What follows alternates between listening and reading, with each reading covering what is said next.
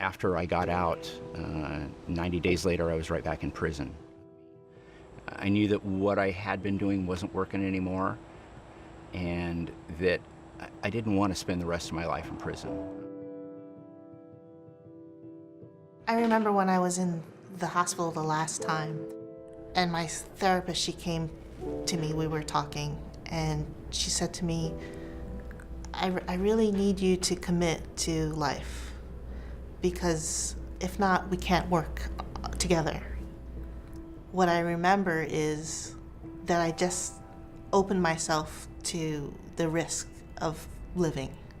When I ultimately became aware of the fact that I did have, a mental health condition, I always call it the best day of my life, because it was just infinitely better than what reality I was living in. I would have saved myself a lot of headaches if I would have accepted it a lot earlier in my life, but you can't change the past. You just turn the page and just start a new chapter in life. Once I realized, I had a mental health condition, the very first thought on my mind was, okay, how am I gonna get on top of this?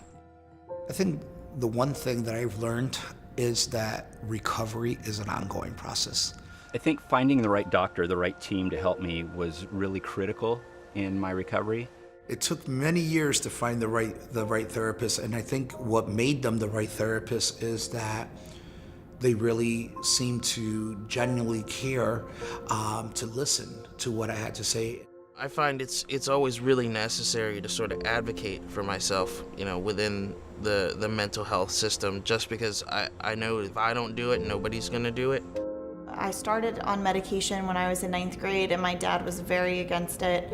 My mom is a little more open, and she wanted me to get on medication. She knew that there was something that just chemically wasn't right with me. My family, they've been a tremendous help, in my recovery. I think the number one thing they did for me that I can't thank them enough for was they never gave up.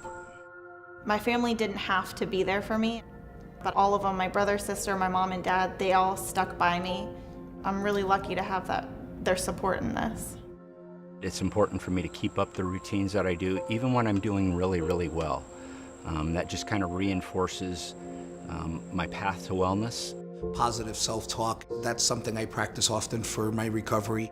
If I ever feel myself getting stressed, anxious about something, I'll say, I got this, I got this. I also do go to the gym, and I do hot yoga. I love hot yoga, I really do. It's very therapeutic.